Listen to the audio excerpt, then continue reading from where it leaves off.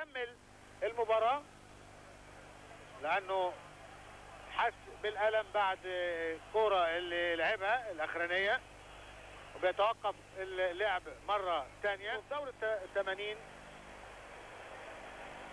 أيضا، وغابت عن بطولتين 82 و84. ويبقى المغرب عملت التغييرين اضطراريين. حارس المرمى وادي الزكي خارج، عزمي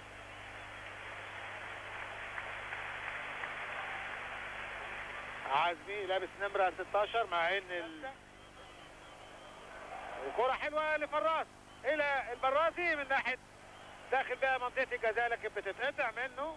ادي الزكي اتألم من اصابته تاني، والكرة تتلعب يقطعها تتاو وتروح لإدريس ويطلعها كنبك مكناكي، والجمهور هنا ذواق الحقيقة قوي قوي، والكرة الحلوة بتعجبه وبيشجع كل كرة وكل لعبة في الملعب. حتى لعيب اهو تطلع بره، رمي التماس للكاميرون بجال، وبيصفر الحكم كيكي بانتهاء الشوط الاول اللي زي ما تابعتوا حضراتكم.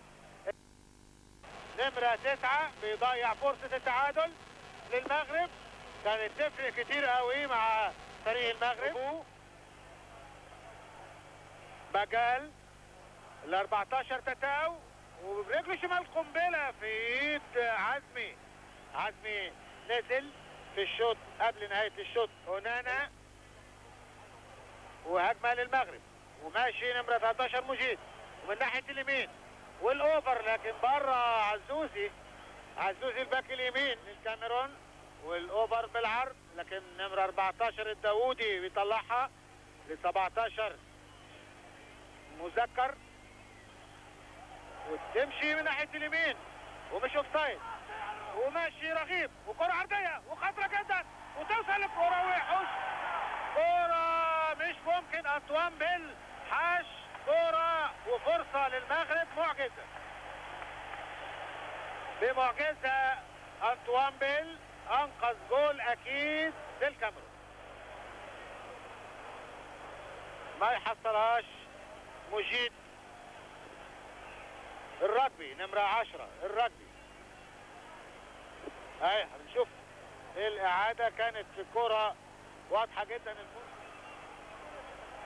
بجال 13 وتروح حلوة لأومانبيك لميكاناكي، وميكاناكي في وسط 4 لعيبة، لكن ما يقدرش بقى يتلموا عليه. مهاراته عالية صحيح لكن ما يقدرش. بجال و14 الداوودي من ناحية الشمال، الكرة العرضية الشاوشي بيلعبها لكن بيطلعها بره. الجهاز الفني والإداري لفريق المغرب أوليك فيرنر مدرب ألماني، مدرب الكاميرون ريدون فرنسي.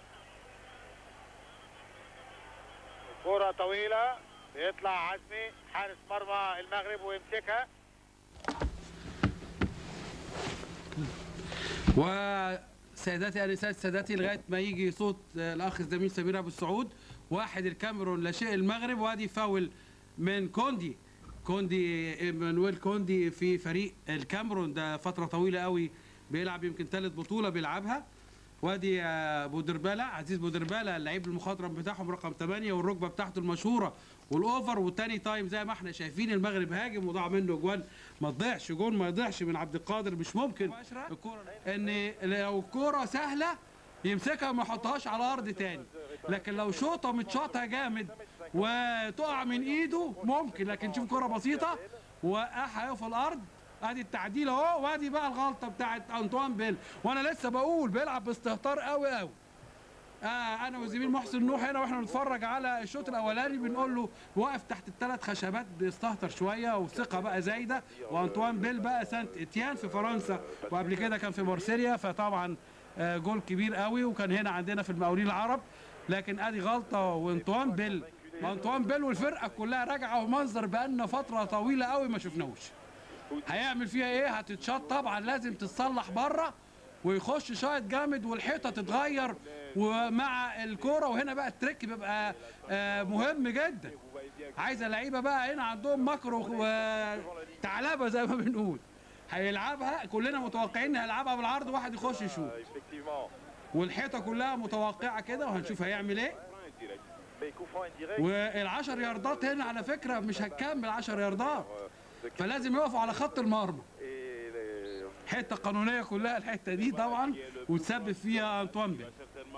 واحد الكاميرون لا شيء المغرب. افتتاح بطوله الامم الافريقيه 18 في دكار في السنغال. والتصليحه طبعا خد دي بقى كتير، انذارها على طول على طول لازم، عشان طبعا هيعملوا كده كتير قوي. وهوبا وشوطه جامده بره بره بره، وطبعا انطوان بيل بيسقف طبعا. La muraille camerounaise emmenée par Antoine Bell en personne. Il faut calmer les esprits. Ça arrive, un coup franc indirect. عزيز بودربالة De réparation, mais vraiment pratiquement. والضربه الركنيه وخطره، والمغرب في الشوط الثاني احسن كتير من الشوط الاول. Rarement en début ce genre d'action. وعزيز بودربالة واللفه وبعيده على طول بيطلع امام. شوف راجع فين امام بيك، راجع فين؟ راس حربه رمنا 7. هو راجع لورا عشان طبعا الكاميرون مضغوطه ومتغيره، وبيجال بيطلع الكوره بره اوت. نور الدين الباك اليمين للمغرب، وتعدي ويلم ولسه الكوره معاه وبيلعبها كوره بالعرض، خطره، وانطوان بيل تقع من ايده ويلحق تاني بيجال. كل دي غلطات انطوان، وبيلعب باستهتراء، وبرده كوره خطره خطره خطره خطره يلحقها. لكن مفيش شك اللي عامل الحاجات دي كلها ويلم وتتقطع منه الكوره وفاول. فاول على مكاناكي سيريل بسبب عطل فني هنا في تلفزيون الذي ينقل المباراة لكم، وحاولنا خلال الوقت اللي فات ان احنا نصلحه بقدر المستطاع، ونرجو ان يكون الصوت وضعه افضل دلوقتي. عزيز بودربالة ومعاه بجال نمرة 13 بياخدها بجال، وفاول فاول على بجال. اشتباك بين عزيز وبجال، كده الحكم بيحجز بينهم، والفاول لصالح الكاميرون. وادي ريدون مدرب الكاميرون. الداودي نمرة 14 والاوفر، وانطوان بيل كان بره شويه لكن بيلقطها بايده زي المغناطيس. يلعبها لمبو لايبلوي الباك الشمال، واوفسايد اوفسايد 2 لكناكي واومامبي.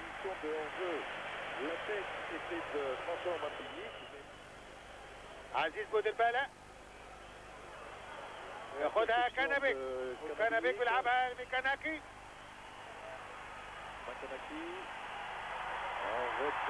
تاتاو مش لحد، ياخدها 14 تاتاو. مكاناكي 20 باجال.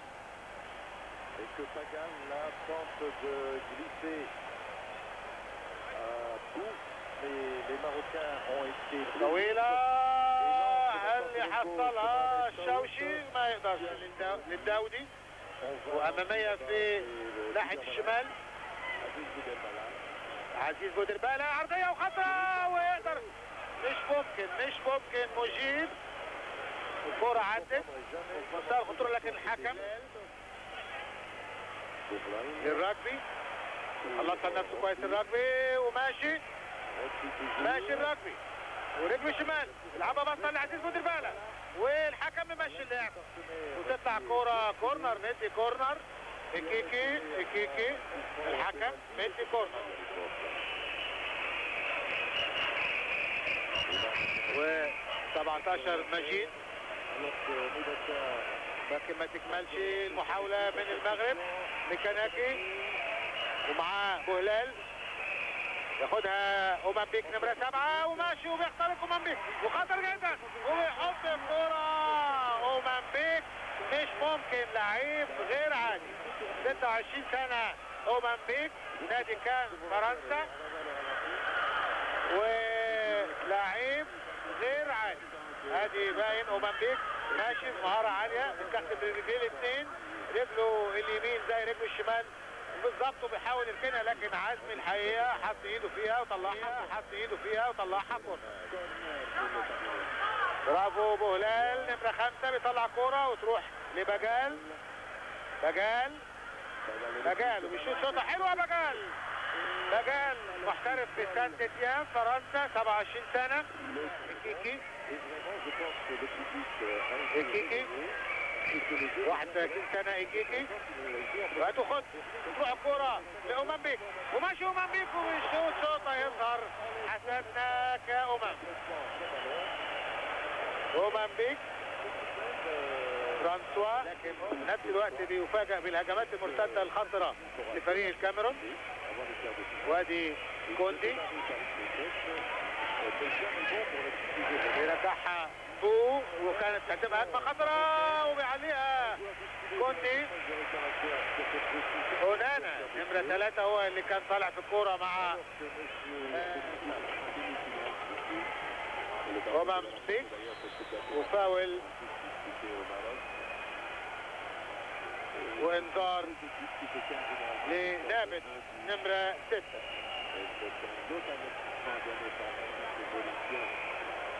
ثالث انذار في مباراة النهاردة. نابت نمرة 6 نور الدين. 36 ياردة من الجول، وكوندي بيلعبها، لا يضطر عزوز الباك اليمين انه يطلعها بره كورنر، لان كان كوندي لاعبها وكورنر. وتعدي فرصه برضه ضاعت جامده قوي من اومامبيك، لانه ما لحقش الكوره كانت اسرع منه، ما قدرش يحط فيها رجله. بتتحط في الشاوشي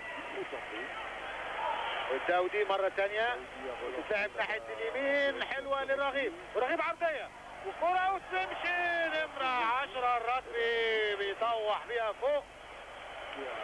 الرجبي نمره 10 ده تتاو وبيل الاولاني، وممشي اللعب حسب في هجمه مره ثانيه لاومامبيك من ناحيه الشمال. نشوف الهجمه دي، ماشي اومامبيك لكن بيتلم عليه نمره 13 مجيد ومعاه مذكر، ياخد فوق الطاقه عشان يحتفظ بقواه لبقيه المباريات في الدور الاول من المجموعه. والكره مع ميكاناكي يلعبها لنفسه وماشي من ناحيه اليمين وبيشوط، سمع فيها لان فعلا ما كانش في حد معاه.